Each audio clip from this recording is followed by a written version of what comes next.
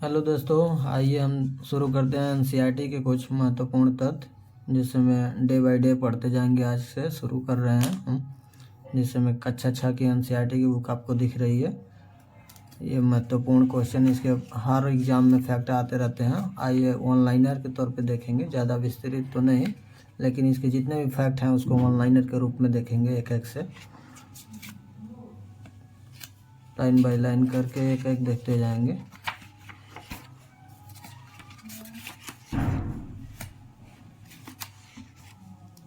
इसके चैप्टर के बारे में अगर जाना जाए तो कौन कौन से चैप्टर वाइज दिया रहता है, जैसे सौरमंडल में पृथ्वी हुआ, ग्लोब तथा अक्षांश एवं देशांतर के बारे में पढ़ेंगे, पृथ्वी की गतियों के बारे में पढ़ेंगे, मानचित्र के बारे में पढ़ेंगे, पृथ्वी के प्रमुख परिमंडल के बारे में पढ़ेंगे तथा हमारे देश और भारत के बारे में पढ़ेंगे। ठीक है, आइए चैप्टर नंबर 1 की तरफ चलते हैं और देखते हैं सौरमंडल के बारे में। देखिए यहाँ पे दिया हुआ है हमारा सौरमंडल में पृथ्वी दिया हुआ है।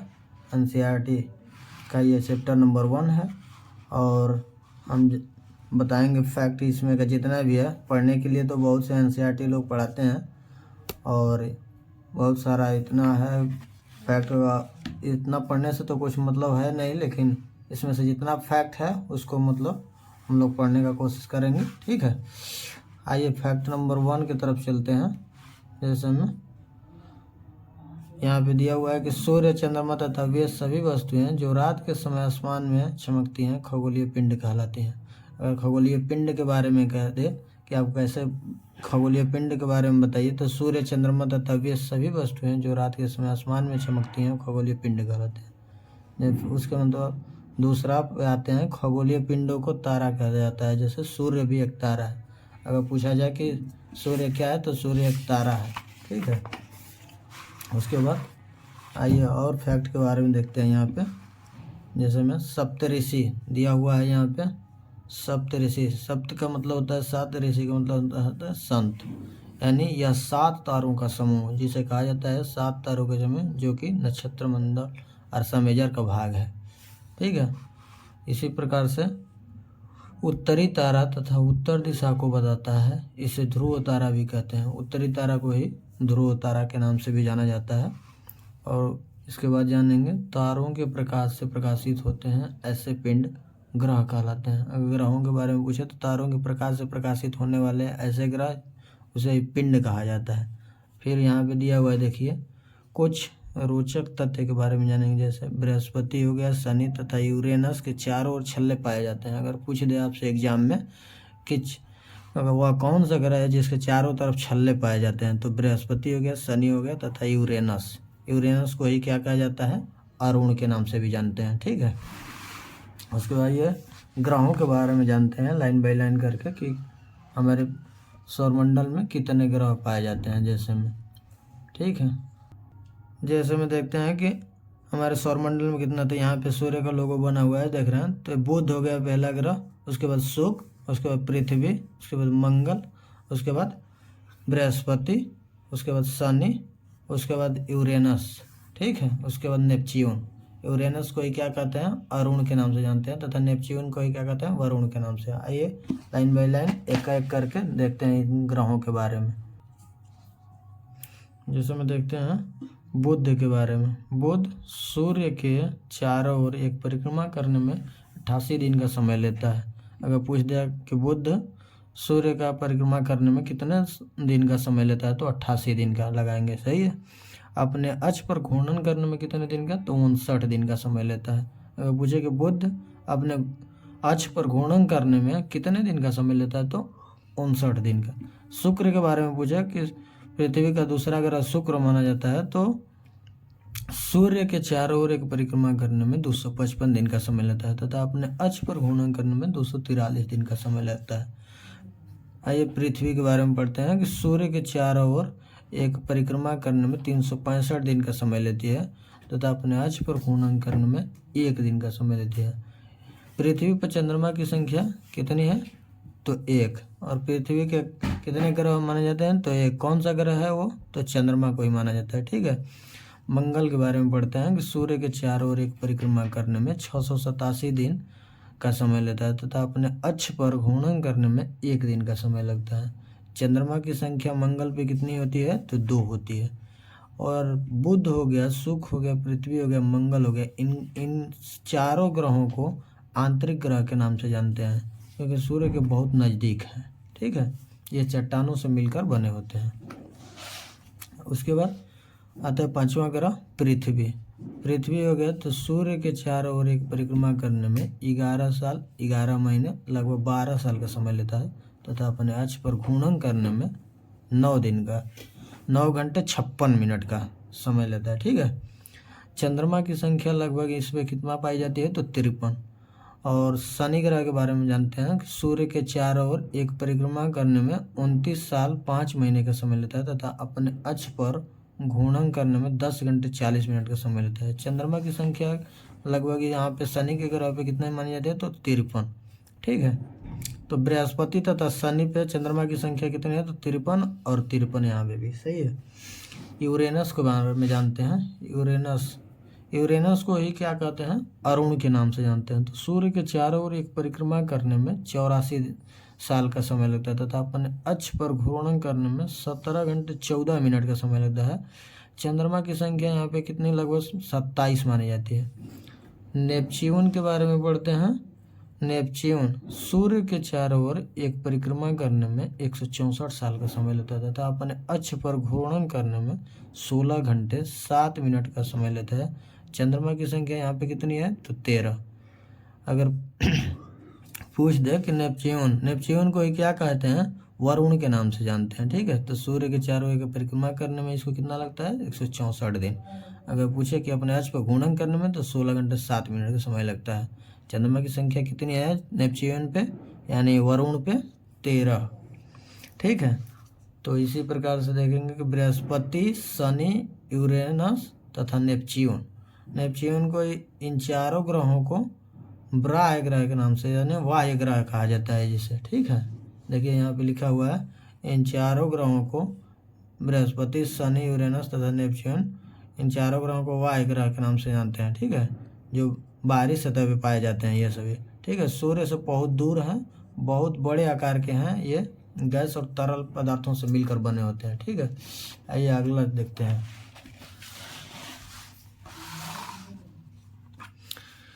जैसे यहाँ पे बता रहा है कि चंद्रमा, अगला पॉइंट, चंद्रमा एक उपग्रह है। यह हमारी पृथ्वी का साचार ग्रह। ठीक है, इसे साचार ग्रह के नाम से जानते हैं। तो अगर पूछ दे आपसे कि पृथ्वी का ग्रह किसे कहा जाता है तो चंद्रमा को। मात्र एक चंद्रमा एक उपग्रह है जो पृथ्वी का है। ठीक है, जिसे साचार ग्रह के नाम से भी जाना जाता है। फिर यहाँ पे देखेंगे सौरमंडल के बारे में कि सूर्य का 8 ग्रह है तथा उपग्रह है तथा कुछ अन्य खगोलीय पिंड हैं जैसे क्षुद्र ग्रह या उल्का पिंड मिलकर सौरमंडल का निर्माण करते हैं। उसे हम सौर परिवार का नाम देते हैं। ठीक है, जिसका मुख्य सूर्य है। तो महत्वपूर्ण तथ्य के बारे में जानते हैं कि सूर्य पृथ्वी से लगभग 15 करोड़ किलोमीटर दूर है। अगर पूछे कि सूर्य से पृथ्वी से लगभग कितनी दूरी है तो 15 करोड़ किलोमीटर की। ठीक है, ग्रह के बारे में जानते हैं कि सौरमंडल में 8 ग्रह हैं। सूर्य से दूरी के अनुसार वे हैं बुध, शुक्र, पृथ्वी, मंगल, बृहस्पति, शनि, यूरेनस, नेपच्यून। ठीक है, जिसे यूरेनस को क्या कहा जाता है? अरुण तथा नेपच्यून को क्या कहा जाता है? वरुण। ठीक है, देखिए यहाँ पे ट्रिक्स दिया हुआ है MEMJSUN के नाम से जानते हैं। ठीक है, उसके बाद आइए सौरमंडल के और ग्रहों के नाम से, जैसे दीर्घवृत्ताकार में फैले हुए हैं ये कक्षा कहलाते हैं। जैसे सौरमंडल के 8 ग्रह हैं, एक निश्चित पथ पर सूर्य का चक्कर लगाते हैं, ये रास्ता दीर्घवृत्ताकार कहलाता है। ठीक है, उसके बाद आगे पढ़ते हैं कि बुध सूर्य के सबसे नज़दीक है। अगर पूछ दे आपसे कि सूर्य के सबसे नज़दीक ग्रह कौन सा है तो बुध। ठीक, चक्कर लगाने में इसे केवल 88 दिन का समय लगता है। बुध को सूर्य का चक्कर लगाने में कितने दिन का समय लगता है तो 88 दिन का, जो कि पीछे अभी देखे हैं हम लोग। सूर्य को पृथ्वी का जुड़वा ग्रह माना जाता है।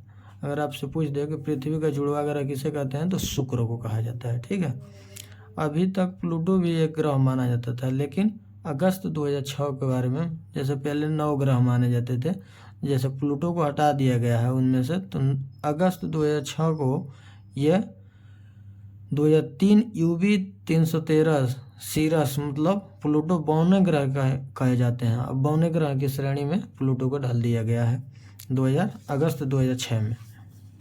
ठीक है। और रोमन तथ्य कुछ रोचक तथ्य हैं, जैसे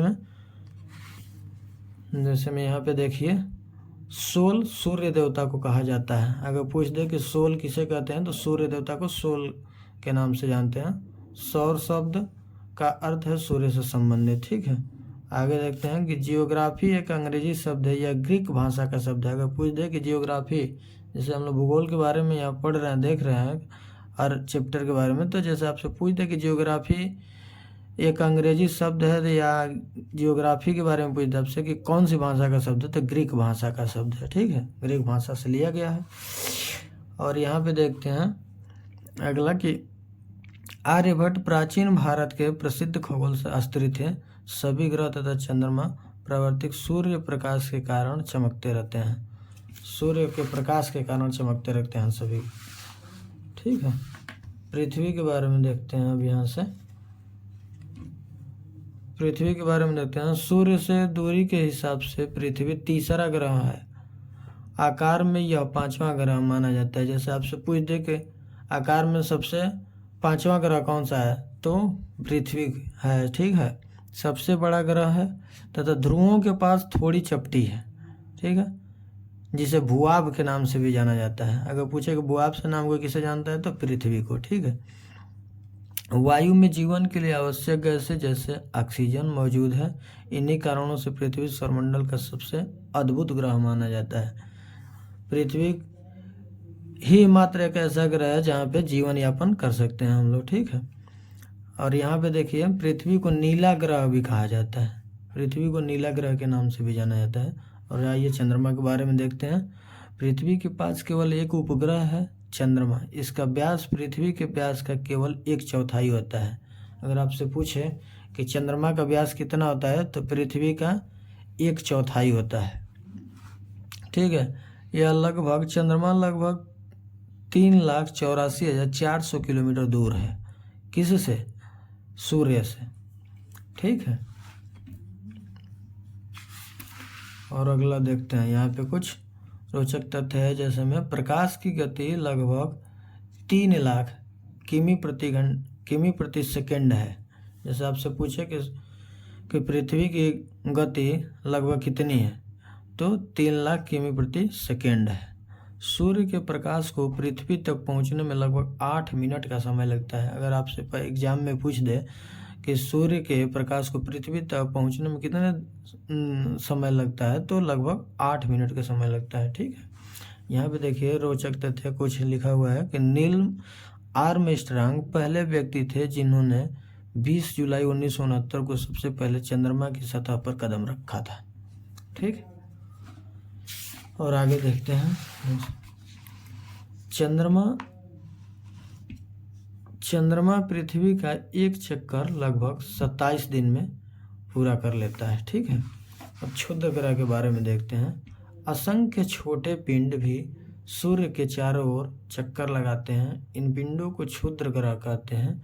ये हैं मंगल एवं बृहस्पति कक्षाओं के बीच पाए जाते हैं। जैसे मैं पूछ दे आपसे एग्जाम में कि क्षुद्र ग्रह कौन कौन से ग्रहों के बीच में पाए जाते हैं, तो मंगल एवं बृहस्पति। अगर आपसे पूछ दे अगला कि असंख्य छोटे क्षुद्र ग्रह किसे कहते हैं, तो असंख्य छोटे छोटे पिंडों से मिल करके चारों ओर चक्कर लगाते रहते हैं, इसे इन पिंडों को ही क्षुद्र ग्रह कहा जाता है। ठीक है। उल्का पिंड के बारे में अब अगला देखते हैं। सूर्य के चारों ओर चक्कर लगाने वाले पत्थरों के छोटे छोटे टुकड़ों को उल्का पिंड कहते हैं। क्या किसे कहते हैं उल्का पिंड? सूर्य के चारों ओर चक्कर लगाने वाले पत्थरों के छोटे छोटे टुकड़ों को ही उल्का पिंड कहा जाता है।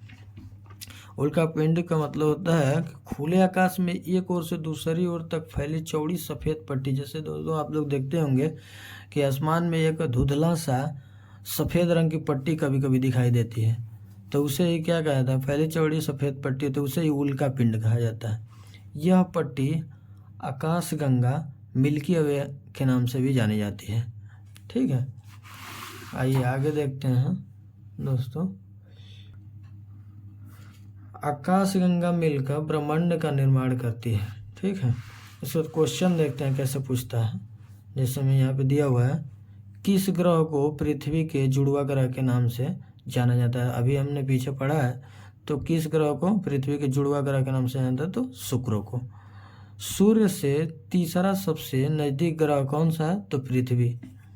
ठीक है, अगला क्वेश्चन देखते हैं।